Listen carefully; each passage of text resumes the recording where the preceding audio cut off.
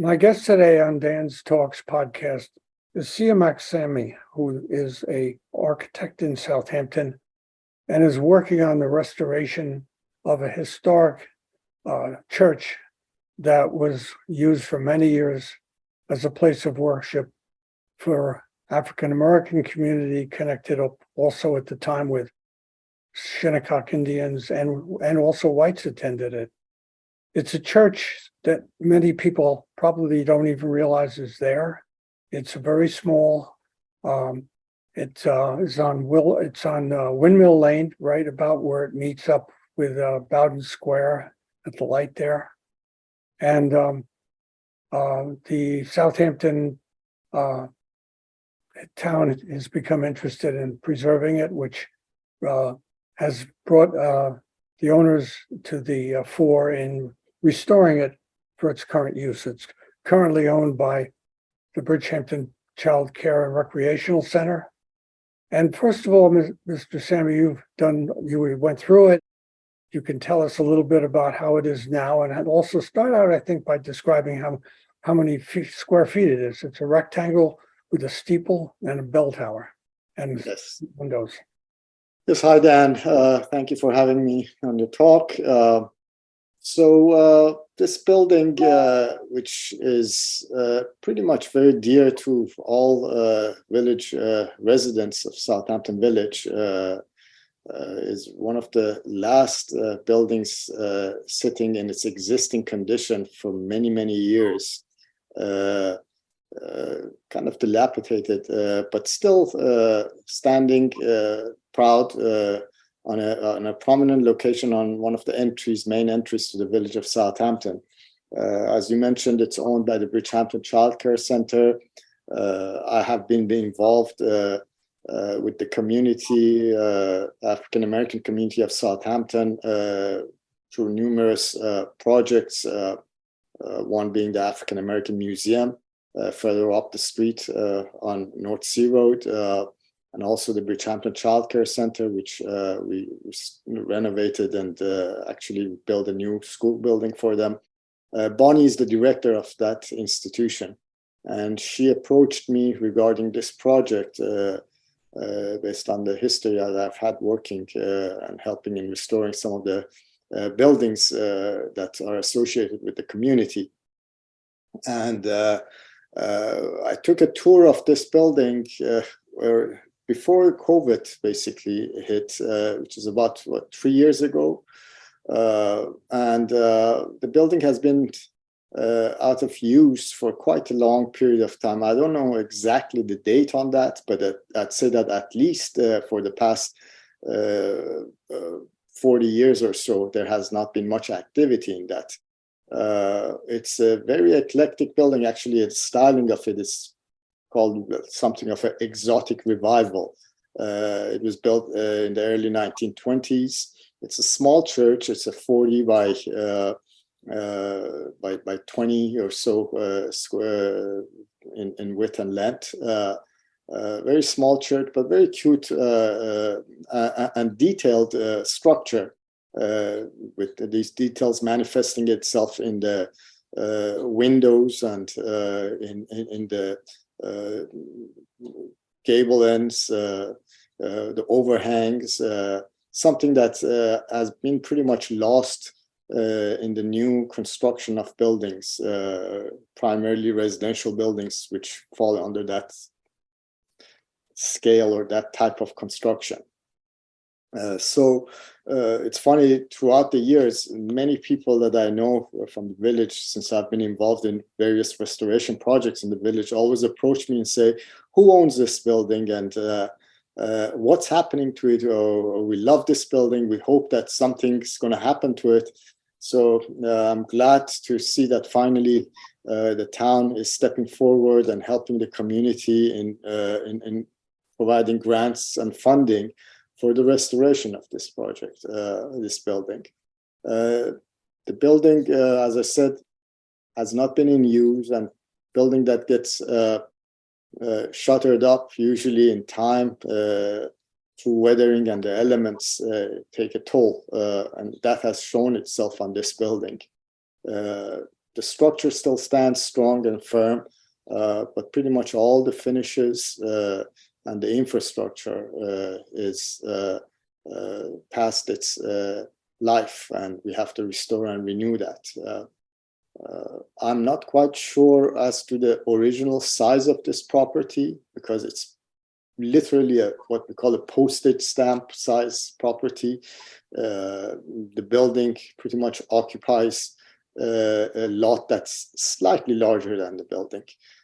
So there's not much of a footprint. And I'm not sure whether at the time when it was constructed, it had larger lot coverage or environments around it. But to date, it's basically, as I said, a postage stamp small lot. And as I said, it's been abandoned. Its use has been abandoned. At one point, it was a community church where there was a kitchen downstairs in the basement. I assume they had cookouts and served the community in that sense. But all that has been abandoned for quite a long time. And we are embarking on restoring of this building and bringing it back as a community building for and of the community.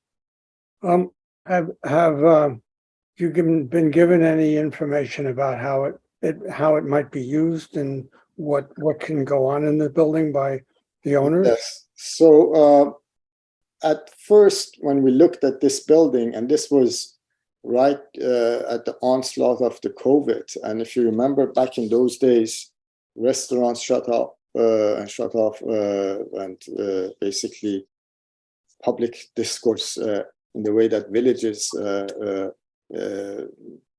are used to stopped functioning. And one of the needs for all sorts of communities was basically how to acquire food and so forth. So there was talk that maybe we reintroduce that kitchen in the basement and provide a food pantry for the community.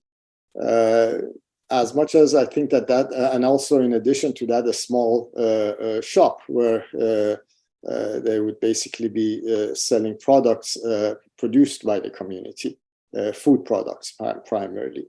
There were a few issues with that, primarily that because the lot is so small and because the village does not have sewer, we could not put a treatment plant or treatment septic treatment on the property to address the needs of a commercial kitchen, even though back in the days there was no permit required for such a operation. To date, that's not the case. The Suffolk County Water Authority has authority over and jurisdiction over what kind of a kitchen can be approved. And because of the size of the lot, that option, that function was basically not afforded to us. So Barney came back to me looking at basically the next best thing for the community would be some sort of a counseling and advisory center for the youth as they go through school, through college and so forth, that this could be a perfect advisory and counseling center. So we basically opted for that. The kitchen that was downstairs is going to be converted basically pretty much to an in-house kitchenette for the staff. But on the main floor, we are going to introduce about 4 small offices with a small, very small gathering space shared by these 4 offices, so that there would be some counseling and advisory. Yes. Have you, because of its size, have you considered like the walls could move and slide on wheels, so you can make configurations of offices and things like that? We have. I mean, being that the building is such a unique architecture in Southampton Village, and usually when it comes to restoration of buildings, and specifically the village's architectural board and historic preservation board basically has jurisdiction over the exterior of the building and not the interior of the building. And but there are certain elements on the interior of the building that had some architectural value. Not much has been left from that. Again, this being built as a Presbyterian church back in the 1920s, I assume that, again, even in those days, funding was limited. So as far as finishes and details, besides some small details on the pews and the seating in the church, the rest of the church does not have any, the interior of the church does not have any significant architectural elements. The only thing is the arch that's on top of the apse where the preacher would talk to its people. And I've used that arch as a defining element in creating a tall, high-ceiling hall, arched hall, that would be the convening place shared by all these 4 small offices. The key was that basically these offices had to have privacy associated with it, maintain privacy, but at the same time have the option of gathering and congregating in one spot. So basically all the offices have sliding doors that slide open, so that option, as you mentioned, of having smaller spaces, but then opening it up into one larger spaces underneath this arched space is what we're aiming for. Could it be configured in a way with where it could be one large space with something going on at one end, but it filled the whole church area where the pews were and the minister and so forth? So it would be all open. Could the walls be, these sliding walls make it that way?